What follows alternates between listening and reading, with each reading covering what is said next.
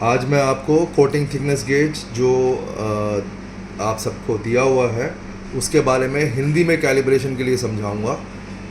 English में मैंने एक बनाया हुआ था, बट मेरे को काफ़ी लोगों से ये रिक्वेस्ट आया कि आम आदमी को समझने के लिए हिंदी में कैलिब्रेशन एक बारी बना के दीजिए, सो दैट सारे आदमी उसको ध्यान से देख सकें और सही रीडिंग प्राप्त कर सकें। तो मैं आपको पहले बताता हूँ, ये हमारा मेन बॉक्स है। अगर आपको कोई परेशानी आती है, हर डब्बे के साथ कॉन्टैक्ट टेलीफोन नंबर लिखा हुआ है। आप इसके ऊपर एक छोटा सा वीडियो बनाइए और कुछ परेशानी आ रही है तो आप इस नंबर पे बात कर सकते हैं। ये हमारा कंपनी का एड्रेस आपको दिया हुआ है, ये कंपनी का यूज़र मैनुअल। ये दो चीज़ें हम अब इसको साइड पे कर देते हैं।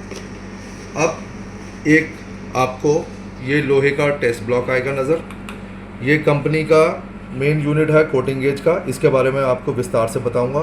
ये 50 माइक्रोन की फॉइल, इस फॉइल का क्या मतलब है? इस फॉइल का मतलब ये है कि जब हम इसको चेक करके इसे कैलिब्रेट करेंगे तो इसके आसपास ही रीडिंग आनी चाहिए। अगर आसपास रीडिंग नहीं है, इसका मतलब ये नहीं सही रीडिंग दे रहा है। कैलिब्रेशन कैसे करना है वो अभी मैं इस वीडियो में आगे बताता हूँ। तो इसके साथ हमारे पास 50 माइक्रोन की फ़ॉइल, 100 माइक्रोन की फ़ॉइल, 250 माइक्रोन की फ़ॉइल, 500 माइक्रोन की फ़ॉइल और 1000 माइक्रोन की फ़ॉइल। ज़्यादातर हम ये लोग पेंट कार कंपनी के लिए इस्तेमाल करते हैं, तो इतना बड़ा हमको इतनी सारी कैलिब्रेशन करने की ज़रूरत नहीं है। पर मैं आपको ये सब तरीका समझा दूंगा कि ये कैसे करना है। ये हमारा कोटिंग इंस्ट्रूमेंट है, ये इसका प्रोब है। कोशिश करिए कि इसके ऊपर निशान ना पड़े या इसके बल ये सामान ऐसे नीचे ना गिरे, क्योंकि ये ख़राब हो गया तो परेशानी है। ये इसका पीछे यूनिट है, बैटरी कंपार्टमेंट। अब मैं इसको स्विच ऑन करता हूँ। ऑन ऑफ बटन मैं आपको समझाता हूँ। ये ऑन ऑफ बटन, ये माइक्रोन मिल, ये अभी चेंज करके दिखाऊंगा। ये मोड और ये ज़ीरो। तो पहले हम इसको स्विच ऑन करते हैं। अब इसके अंदर लिखा हुआ आ रहा है, अभी यहाँ पे कुछ भी नहीं है, SNG। अब इसके अंदर मोड जो होते हैं, जो इससे चेंज होंगे, मोड होते हैं SNG और CON। SNG और CON।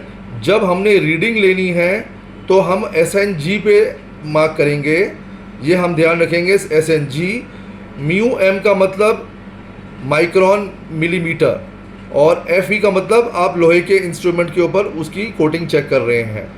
तो अब आपको मैं दोबारा से बताता हूँ। अगर हम ये म्यू और मिल लगाएं तो ये चेंज हो जाएगा। हमको इसको नहीं छेड़ना है। अगर गलती से दब भी जाता है तो हमको इसकी रीडिंग म्यू और मिल पे आनी चाहिए, यहाँ पे रीडिंग। उसके बाद जो मोड है, मोड हमेशा रीडिंग के टाइम SNG, कैलिब्रेशन के टाइम कॉन्टिन्यूस। साथ में आपको दोनों का फ़र्क भी बताऊंगा। जब हम रीडिंग लेना शुरू करेंगे SNG में तो बीप की आवाज़ आएगी, और जब हम कंटिन्यूस में रीडिंग लेंगे तो बीप की आवाज़ नहीं आएगी। तो एक चीज़ आपको इससे भी फ़र्क नज़र आ जाएगा कि हमारा कंटिन्यूस मोड पे है कि सिंगल मोड पे है। SNG का मतलब सिंगल मोड, CON का मतलब कॉन्टीन्यूस मोड। ठीक है, तो अब हम इसको पहले कैलिब्रेट करेंगे कि ये देखने के लिए कि ये रीडिंग सही आ रही है कि नहीं आ रही है। पहले हम इसको जो हम इंस्ट्रूमेंट आपके पास भेजते हैं वैसे ये सारे इंस्ट्रूमेंट के ऊपर हम कैलिब्रेट करके भेजते हैं। बट आप अगर लोग अपने एंड पे दोबारा से चेक करना चाहें तो मैं आपको इसका तरीका बता देता हूँ। हमने मोड इसको सिंगल पे नहीं रखना, हमने कंटिन्यूस पे रखना है। कंटिन्यूस मोड के ऊपर हम जब यहाँ पे रखेंगे कंटिन्यूस मोड, जब हम कंटिन्यूस मोड पे रखेंगे और रीडिंग लेंगे, जैसे मैंने आपको बताया, आपको बीप की आवाज़ नहीं आएगी। कंटिन्यूस मोड पे बीप की आवाज़ आपको नहीं आएगी। तो आप रीडिंग दिखाइए इधर से। अब आपको ज़ीरो पे ज़ीरो रीडिंग आ रही है, ज़ीरो पे आपकी ज़ीरो रीडिंग आ रही है। थोड़ा सा वीडियो में परेशानी आ रही थी, इसलिए अब दोबारा से ज़ीरो पे ज़ीरो आना चाहिए। जब कोई टेस्ट हमने कोई फॉइल नहीं लगाई हुई, इसके ऊपर रीडिंग ज़ीरो आनी चाहिए। अब ज़ीरो पे ये ज़ीरो आ रहा है। साथ में आप दोबारा से ध्यान दीजिए, ये CON कॉन्टीन्यूस मोड पे है और कोई बीप की आवाज़ नहीं है। अब हम 50 माइक्रोन की फ़ाइल लेते हैं। 50 माइक्रोन, हम 50 माइक्रोन की फॉइल लेते हैं। हमने इसको रखा और अब ये अब ये 45.6 बता रहा है, इसको हमने 0 दबाना है और दोबारा से बीप आएगी। आप ध्यान रखिएगा, बीप दोबारा से आएगी। जब दूसरी बार बीप आएगी आपने तब छोड़ना है। तो ये आपको अब ये आइडिया दे रहा है कि ये कैलिब्रेशन 50 के आसपास है। अब दूसरा है हमारा 100 माइक्रोन का। तो 100 माइक्रोन के अंदर हमने इसको रखा और प्रेस किया, 99 आ रहा है। कोई ज़रूरत नहीं है 0 दबाने का, बट आप लोगों को सिर्फ दिखाने के लिए मैं इसका 0 का बटन दबा रहा हूँ। तो ये 100 दिखा दिया इसने, ये कैलिब्रेटेड है।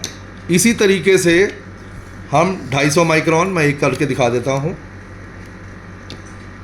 246 है, कैलिब्रेटेड है, पर मैं फिर भी एक बार दोबारा से दिखाता हूँ। ये 249 पे आ गया, तो बिल्कुल उसके आसपास रीडिंग आ रही है 250 और ये 249, तो रीडिंग एकदम आसपास है। यूज्ड कार कंपनी वालों के लिए इससे ऊपर 500 और 1000 से ऊपर कैलिब्रेट करने के लिए ज़रूरत नहीं है, बट अगर आप करना चाहते हैं मैं आपको दिखा देता हूँ। 500 पे 506 बताता है, मैं आपको 0 कर दिया, ये एकदम पास में आ गया।